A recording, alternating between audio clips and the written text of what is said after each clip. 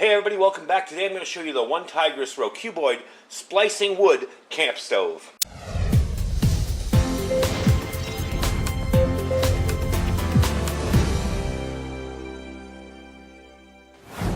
Alright everybody, welcome back. Now it's been a while since I've done one of these little wood stove reviews, and I'm kind of excited about this one because it's so darn configurable. You can do tons of different stuff with this stove, and you can use tons of different fuels. This is made of 304 stainless steel. It's got a high resistance to corrosion and rust. It's about 0.72 millimeter laser cut, in thickness, and it's got 8 pieces per unit, and it comes in this very nice carry case. Let me get this out of the way. Let's open it up and show you what's inside. Alright, there's your whole kit. And we'll get into the specs and the weight and all that later on. This is the front, and this is your back, side, and actually your front, side, and your back.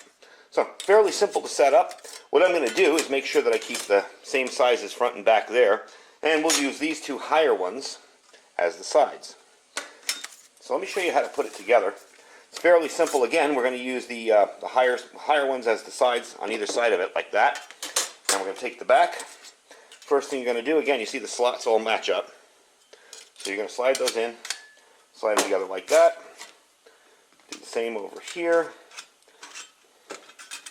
Now I have put this together a bunch of times. I guarantee you it won't go smoothly. So, for the base plate here, this is your ash pan. This is what's going to hold the ashes. Let me move that back a little bit for you. Better view in the camera. You're just going to put this in here, like this, and slide the sides in, like that, and then do that. And you have your bottom. Now you don't need to use it this way, but it's a convenient way to keep from your ashes from falling on the ground and possibly starting a fire. Now with this is your plate here, your burner plate. You can either put it down here, which is what we're going to do today, or you see on the side here, you have 2 more slots. So you could use, like, say, an alcohol stove. This is one of my little homemade alcohol penny stoves. In there on the bottom, or if you wanted to put it up even higher, on this top slot here, you could use any one of these little Esbit cubes to make a nice fire. So you do have all those options. Now for today, what we're going to do is set it up for wood burning, because that's its main job. Let's get that bottom piece back in there, right? There we go. And we're going to set this up for a wood burning stove today, because I have my wood all chopped up and ready outside. We're going to boil some water and see how long it takes to boil 2 cups of water.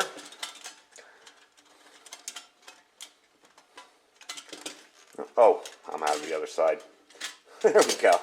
So you see it's fairly simple. Now if you wanted to, alright, you could even leave this open with like an alcohol stove here, or even a burner if you've got a small enough one that would fit in there. You could do like this, and put this in front here, and this down here, and have a big feed area for your wood if you wanted to feed your wood in there. But generally what we're going to do with this, we're just going to take this front piece here, line it up, and literally drop it right in there. That easy. There. All done.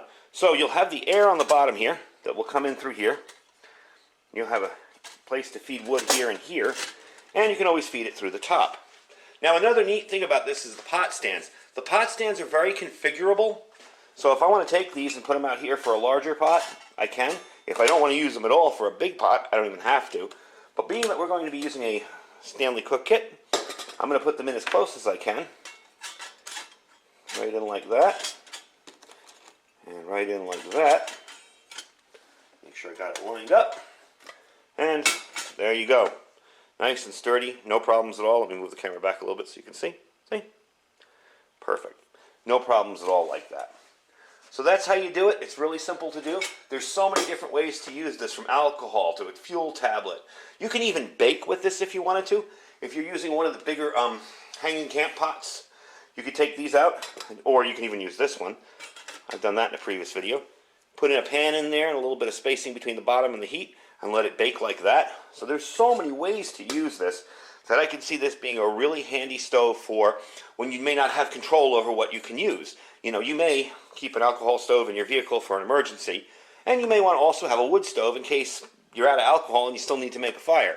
This would do all of that in one thing. Like I said, you could probably even feed a burner line through here and stick a small burner in there you know, and you'd be able to work it like that if you had to keep your fire contained. However, most burners have pot stands, so you don't have to worry about it. Anyway, what we're going to do is take this outside. I'm going to give you the dimensions on it really, really quick.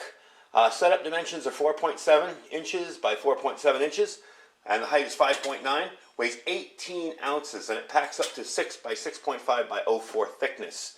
So really, really easy and small and configurable. Now I'm going to take it outside. We're going to fill it up with wood. We're going to see how long it takes to boil 2 cups of water. I will have my tablet with me, and we'll just use regular firewood. I'm not using anything different today.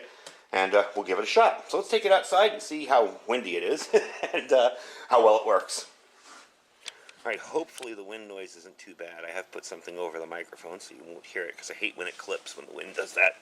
But here's the stove all set up. We're all ready to go. I'm going to make some curls with some fat wood here, just to get it set up and going. And we're going to fill it up with some wood. And I do, yeah, that's perfect. I do pre-chop a bunch of wood for these little tiny stoves because it's more convenient when I'm doing videos. But you can see the average size of sticks. Now, of course, we're not going to put anything in there right away, so it doesn't matter if it sticks up. I'm just going to fill it up as best I can. All right. There we go. Put some sticks in there, too. And I'm going to take the fat wood, put it down here, and then I'm going to take some of my dryer lint and stuff that in there and try to start a good little fire going. I'm just going to drop it in the top, actually, and I'll do that differently. Put that here with one of Nathan's huge ferro rods. These things are enormous. There we go. Got the fire going. Toss it in down there. Get the fat wood going. And toss it in through the side. There we go. Alright, so I'll bring you back once that's going really good. I'm going to let that wood burn down and kind of get going. And it is kind of windy out here. Hopefully I've mitigated some of the wind noise, because it's always windy. And let's see how that works. So it's going really well. And even facing the wind, you know, the wind is coming this way. That's really burning nicely. And you see how you just push the little sticks in through the 2 holes as you need it. And you can put bigger sticks in there if you need to. So we are going to put that back behind, and I'm going to put the I'm going to turn on my tablet for my timer, and we're going to put the 2 cups of water on there. And that does kind of seem like it's engulfing the whole pot, but it seems to be working pretty well. Let me move the camera up a little bit as smoothly as I can. So that's going really, really nicely, even facing the wind, you know, being right directly into the wind. It's going really, really well. And you see you got enough room here if I had to feed more stuff in. That's no problem. Of course, I can't throw a piece of wood in there now. There you go. Trying not to burn myself. But you see, you can fit it right in there, no problem. But I like feeding it in through the side ports as well. That's really convenient. So, let me let this go for a little bit, and I will tell you about how long it takes to boil 2 cups of water.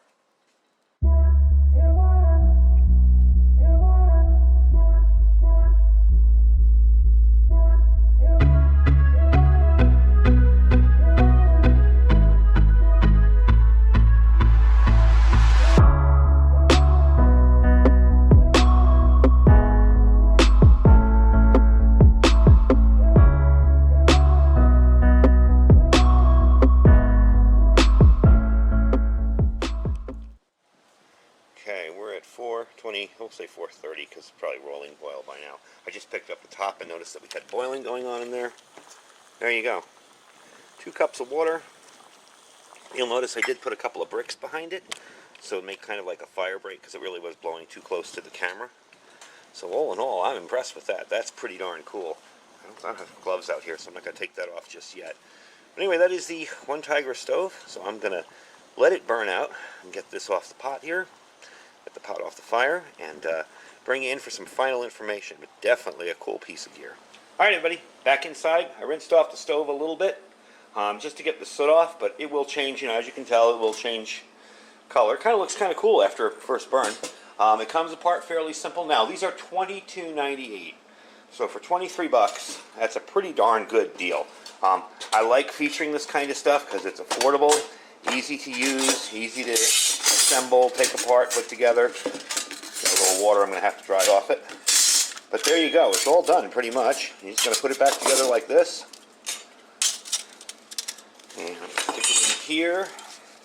I'm not going to worry about drying it off because it's just slightly damp, not really bad. It dried off out in the sun. And I will stick it back in here, nice and simple. And I will put the plates in here, the front and back, and the pot stands. I'm sorry, I was off camera there. And there you go, all done, real simple package, real easy to use. So once again, that's the OneTigris ROCUBOID. If you want to say RoboCuboid, it's ROCUBOID. Splicing camping stove. It has so many ways to be set up. You can set this up in so many different configurations. You really can't beat it for 23 bucks. If you want to use an alcohol stove with it, you can. If you want to use Esbit tabs, you can. Or you can use it as a regular wood stove. Either way, it works really, really well, as you saw. So I'll put a link down below. You can check it out in my store, but I'll put a direct link in my store to it. You can check it out there and see if you like it. If you don't want to check that out, just click the link down below for our Amazon affiliate store and see if there's anything in there you like. Most of the stuff I review that I buy off Amazon, I do put in my store, even some things I don't, unless I find it cheaper somewhere else. And I tell you, don't buy it from me, buy it cheaper.